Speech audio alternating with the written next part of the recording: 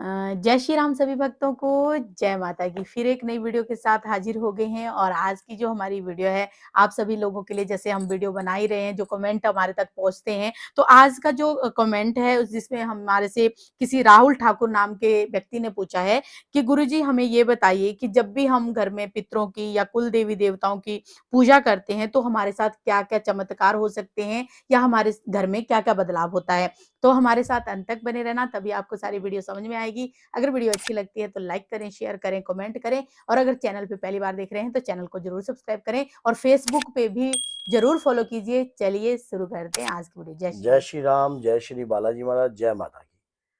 क्या होता है कि अगर कुल देवी देवता की पूजा हम अपने घर में करते हैं और साथ में पितरों की पूजा भी करते हैं, देखिए सबसे बड़ी बात ये होती है कि जब हम सच्चे मन से, हमारे घर की कोई एक रीत होती है जो हम कंटिन्यू चलती है, हमारे परिवार की एक रीत होती है और जो हमारे कंटिन्यू चलती है। आपने पहले बुजुर्ग देखे होंगे जो परिवार के अंदर ऐसी ऐसी रीत चलती थी, उनके परिवार में ये खानदानी रीत चलती है, ये खानदानी ये चीज चलती है, तो वो कृपा भी उनके ऊपर हमेशा बनी रहती थी। और ऐसी कृपा, कुल देवी देवताओं की कृपा हमारे परिवार में, ऐसा कोई व्यक्ति नहीं था जिसके घर में माता की पूजा ना होती हो, ऐसा कोई देवता की कोई पूजा ना होती हो। किसी का खानदानी देवता होता है, किसी का कोई कुल देवता देवी होता है, होती है। किसी की कुल देवी होती है जो कुल में पूजी जाती है, आज से नहीं 7 पीढ़ियों से पूजी जा रही है।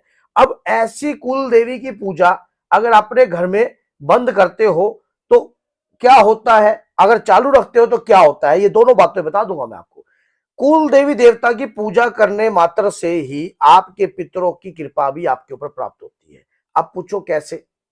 पितरों की कृपा ऐसे प्राप्त होती है, आपके पितर ही जो थे वो 7 पीढ़ियों से लगातार कुल देवी देवता की पूजा करते आ रहे थे।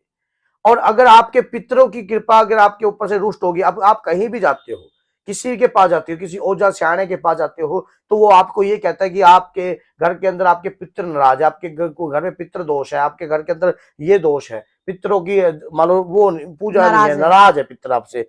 भैया पितर किसने नाराज है? सबसे पहली बात तो वो ये नहीं बता रहा आपको कि आपकी कुल देवी देवता आपसे नाराज है।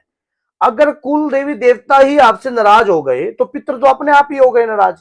क्योंकि 7 पीढ़ियों में अगर आपके परिवार में अगर मान लो हनुमान जी की पूजा होती है, किसी की भैरव जी की पूजा होती है, किसी के काल भैरव की पूजा होती जा रही है, किसी के कोई मान लो शंकर भगवान की पूजा होती जा रही है, तो वो खानदान में पूजा चलती जा रही थी। लेकिन कुछ ऐसे आगे की कुछ पीढ़ियां ऐसे आ गई, कुछ ऐसे लोग आ गए जिन्होंने आगे संस्कार नहीं दिए, अपने बच्चों को नहीं बताया कि हमारे खानदान में इस प्रकार की देवी देवता की पूजा होती थी। तो वो क्या हुआ, उससे वो कुल देवी देवता जो है आपके परिवार में रुष्ट हो गए।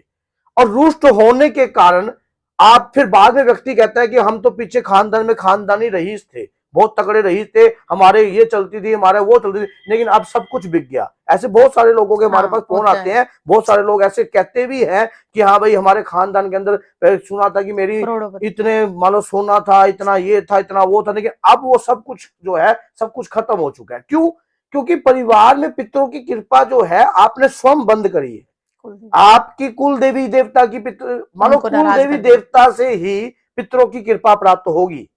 क्योंकि जो आपके पितृ है कौन? आपके खुद के माता पिता, आपके दादा परदादा दादी, जो आपके चाचा ताऊ जो भी है। क्या वो खानदान में कोई तीज त्योहार होता था या कुछ भी होता था, क्या वो मान लो उस दिन पूजन नहीं करते थे? करते थे ना। तो अगर करते थे तो आपने आगे वाली पीढ़ियों में वो चीज बंद कर दी, जिसके कारण जो है पितरों का दोष भी उत्पन्न हो गया। और अगर हम इन चीजों को पूजते हैं तो क्या होता है? सबसे पहली बात तो घर में अकाल मृत्यु होने के चांस नहीं होते, घर में अकाल मृत्यु नहीं होती, गर्भ जो है गर्भपात नहीं होते। बहुत से लेडीजों के बहुत से बच्चे जो है बहुत सारे खराब हो जाते हैं गर्भ में, किसी का मान लो बच्चा ठहरता नहीं है, किसी की क्या दिक्कत है, किसी को ऐसा लगता है 6-7 कि महीने हमारी बाद ही खराब हो कोख जाता है। बंदगी है, किसी को ऐसा 6-7 महीने बाद भी बच्चा खराब हो जाता है, किसी का पेट में डेड हो जाता है। तो ऐसे जो है अकाल मृत्यु जो है कच्चे कलवे की, मान लो जो बच्चा जो होता है ये कच्चा कलवा ही कहा जाता है एक किस्म का। तो और मान लो इसमें क्या है कि ऐसी जो है घर के अंदर गर्भपात नहीं होता। गर्भपात नहीं होता, जिससे उस पर दोष नहीं होता, जिससे वो उसके ऊपर पितरों का दोष भी नहीं लगता।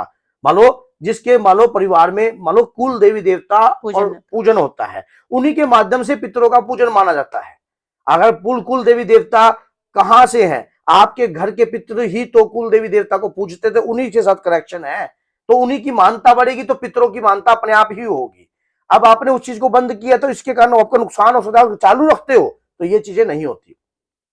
फिर ऐसा होता है कि परिवार के अगर अंदर कोई कड़ा कड़ाई करने की भेजता है या कोई चीज भेजता है, अगर आपके पितर सॉलिड है, अगर आपके पितर बलवान है, अगर आपके कुल देवी देवता की पूर्ण रूप से कृपा आपके घर में चल रही है, किसी व्यक्ति के ऊपर चल रही है, किसी व्यक्ति के ऊपर सवारी आती है, किसी व्यक्ति के ऊपर उसका असर आता है, तो आपके परिवार के अंदर वो अगर कोई चीज पढ़ने की कोशिश कर गई है या कोई चीज बढ़ रही है, पहला नंबर तो बढ़ती नहीं है, अगर बढ़ भी गई है तो आपके कुल देवी देवता की कृपा जिसके ऊपर आती है उसको पहले ही इंडिकेटर हो जाएगा, उसको पहले ही इशारा हो जाएगा कि आपके परिवार में ये चीज आई है, इस चीज को तुरंत निकाल दीजिए। तुरंत बढ़ी हुई व्यक्ति को तो तुरंत निकाल दिया जाता है। अगर कुछ व्यक्ति को रहने की आदत पड़ जाती है तो वो अपने घर का उस घर पे अधिपति जमा लेता है अपना, तो वो फिर जल्दी से वो चीजें निकलती नहीं है। किसी ने तंत्र विद्या करी, अगर कुल देवी देवता की कृपा परिवार में चल रही है तो वो तुरंत समझ जाएगी, वो समझ जाएगी कि इस परिवार के अंदर मान लो कुछ कोई कड़ा कराई कर रहा है, तो वो इशारा देगी, इंडिकेटर देगी, आप उस चीज का अलर्ट हो जाओगे और उसको तुरंत सफाई करने की कोशिश करोगे, तो जिसके कारण वो घर में चीज प्रवेश करेगी नहीं। और फिर एक बात ये होती है कि आपके कोई कार्य रुकते नहीं है, कोई व्यक्ति कार्य रोकने की कोशिश भी करता है, काम बांधने की कोशिश करता है, कुछ भी करने की कोशिश करता है, तो वो कार्य आपके रुकते नहीं है, क्योंकि वो कार्य कंटिन्यू चलते हैं।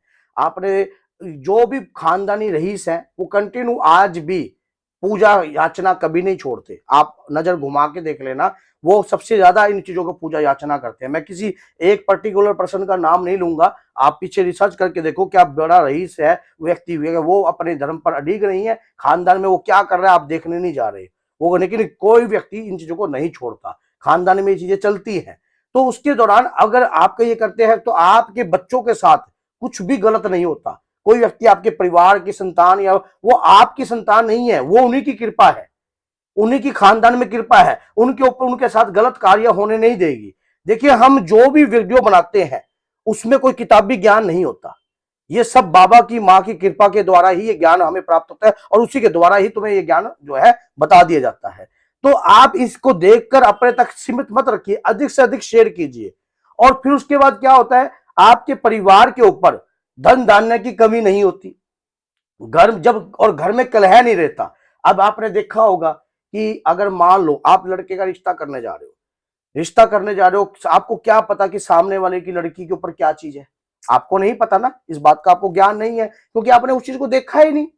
क्या हवा कौन सा दिखती है, उसको महसूस किया जाता है, लेकिन कुल देवी देवता की कृपा, पितृ देवता की कृपा आपको ये इंडिकेटर जरूर देगी कि आपके घर के अंदर जो ये फलानी, ये डिंकड़ी, ये सिस्टम है, इस लड़की है, इसकी शादी है, इसके ऊपर ये चीज आ रही है और इसको आप इसका इलाज करवाकर फिर से विवाह करवाइए। तो ये चीजें जो है ये बड़ी फेरों में नहीं बन पाती, फेरों में सिस्टम नहीं होता, जिससे आपका परिवार जो है सेफ हो जाता है, आपके परिवार के ऊपर कृपा हो जाती है। तो इसलिए बोलिए जय सीताराम, जय श्री बालाजी महाराज। अधिक जानकारी, अगर अधिक जानकारी प्राप्त करनी है तो मैं मेहंदीपुर बालाजी आ रहा हूँ और बहुत शीघ्र ही मैं मान लो डेट बता दूंगा, लेकिन नवरात्रि के बाद मैं मेहंदीपुर बालाजी में आऊंगा। आप मेरे से मिल भी सकते हो, अपना कार्यक्रम भी करवा सकते हो, और मिलने के लिए जो है वही नंबर जो है, लेकिन कई बार चका जाता है, कई बार नहीं चका जाता, जिसका चका जाता है उसके ऊपर कृपा बाबा की है और माँ की है। जय